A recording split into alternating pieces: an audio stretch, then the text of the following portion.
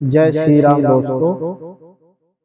परमात्मा की प्राप्ति के लिए सबसे बड़ा कठिन मार्ग है, क्योंकि जब हम परमात्मा की प्राप्ति के लिए भजन करते हैं या ध्यान करते हैं या साधना करते हैं तो सबसे बड़ी समस्या आ जाती है मन की। क्योंकि जैसे ही हम भजन के लिए बैठते हैं, ध्यान के लिए बैठते हैं, तभी हमारा मन विचलित हो जाता है। क्योंकि जितने भी पाप कर्म होते हैं वो मन के द्वारा होते हैं। क्योंकि जब मन हमारा विचलित होता है तभी हमसे पाप कर्म बनते हैं। जब तक मन शांत है तब तक हमारे कोई विचार नहीं आ सकते हैं। ये शरीर हमारा जब ही गलत काम करेगा जब हमारे मन में कुछ गलत चल रहा होगा।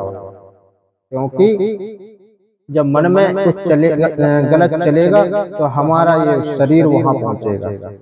क्योंकि जब तक मन में यह कल्पना चलती रहेगी तभी ये शरीर बोलेगा कि अब चलो चलना चाहिए। क्योंकि मन वहां पहुंचा तो शरीर भी फिर बाद में वहां पहुंच जाता है। मन की गति को बताया है वायु से भी तेज। वायु जहां नहीं पहुंच पाएगी जहां ये मन पहुंच जाएगा। तो सबसे बड़ी चीज है कि मन को अपने बस में रखो। इंद्रियां जब भी सब विचलित होती हैं जब हमारा मन मैन होता है। मन जब पहुंचेगा तो सभी इंद्रियों काम करते हैं। क्योंकि मन ने सोचा, आंखों ने देखा, कानों ने सुना और शरीर ने वो कर्म कर दिया। सबसे पहले गलती किसकी? मन की। क्योंकि मन वहां पहुंचा। जब मन पहुंचेगा तो आंख देखेगी, आंख देखेगी तो कान सुनेंगे, तो जब कान सुनेंगे तो शरीर सोचेगा चलो स्पर्श करके देख लेते हैं। तो हमारा सबसे बड़ा मेन उद्देश्य है कि हम अपने सबसे पहले अपने मन को कंट्रोल में करें, अपने बस में रखें।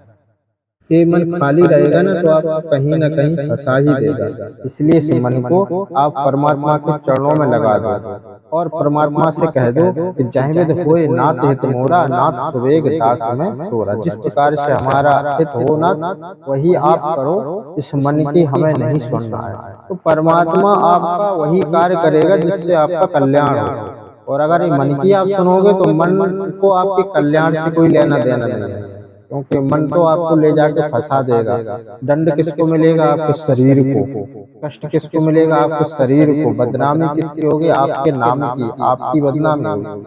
तो इस मन की मत सुनिए। मन को छोड़कर परमात्मा की ओर चले जाइए और अपने ध्यान में बैठ जाइए। क्योंकि ये मन क्या है, एक रेडियो आता था पहले, रेडियो। तो रेडियो का सिस्टम क्या है कि जिस भी आप चैनल पर आप लगा दो तो वही चैनल पकड़ने लगता था। कई छतर पर हेलो फरमाइश है पहले रेडियो में आते थे, तो आप जो भी आप पकड़ा दो वही पकड़ लेता था। ऐसे ये मन है, आप जो भी चैनल इस पर लगा दोगे, परमात्मा का ध्यान में लगा दोगे तो ध्यान में लग जाएगा, गलत कामों में लगा दोगे तो गलत कामों में लग जाएगा। तो इस मन को आप कहीं ना कहीं लगा दो। क्योंकि इसको आप खाली रखोगे तो ये कहीं ना कहीं आपको फंसा देगा। तो मेन बात यह है कि आप अपने मन को परमात्मा के चरणों में लगा दो। मन भागे भागने दो और शरीर को न जाने दो। मन भाग भाग के एक दिन आपके पास लौट कर आ जाएगा। लेकिन मन की आपने सुन ली, मन वहां पहुंचा, परमात्मा के ध्यान में लगे हो और मन को दूसरी जगह पहुंचा दिया तो आपका शरीर भी ये जाएगा। इसलिए मन की न सुनो। मन जा रहा है जाने दो, कब तक जाएगा? एक दिन लौट के जरूर आ जाएगा। लेकिन इस शरीर को न जाने दो तो आपसे गलत कर्म नहीं होंगे। एक उदाहरण, आपके सामने एक फल लगा हुआ है, वृक्ष है। वो वृक्ष में सुंदर फल लगे हुए हैं। तो किसने देखा? आंखों ने। आंखों ने देखा कितना सुंदर फल है। आहा, ये जिज्ञा बोली कहीं मिल जाए तो कितना स्वादिष्ट फल होगा। तो भुजाओं का क्या काम है? उस फल को तोड़ लिया, तोड़ा और खाया तो स्वाद किसको मिला? जिज्ञा को। वहां जो रखवाला था, वृक्ष का रखवाला था, उसने देखा अरे किसी ने फल तोड़ लिया, बिना मेरे पूछे, बिना मूल्य दिए फल को खा लिया। तो उसने आके 2-3 चांटा लगा दिया गाल में। अच्छा, अपराध किसका था? आंखों का। क्योंकि आंख ने देखा था। खाया किसने? जिब्या ने। दंड किसको मिला? गाल पर। तो इस इंद्रियां हैं जो जिसकी बस में नहीं रहते ना, तो ऐसा ही होता है। मन आपका जितना भागेगा उतना ही आप पीछे चले जाओगे। तो मन तो ये गलती करेगा लेकिन दंड तुमको मिलेगा।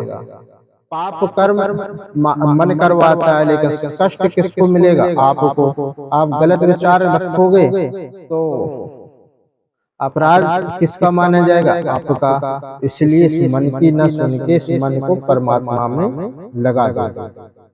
और जब परमात्मा में लगा दोगे तो ये मन है भागता रहेगा, भागने दो, एक दिन लौट के जरूर आ जाएगा। जब जरूर आ जाएगा तो परमात्मा के ध्यान में मस्त हो जाओगे। मन कब तक भागेगा? भागने दो, बस शरीर को आप ना भागने दो, शरीर से गलत कर्म ना करो। जय श्री राम दोस्तों। और हमारा वीडियो देखकर कमेंट में जय श्री राम जरूर लिख दिया करो। जय जय श्री राम।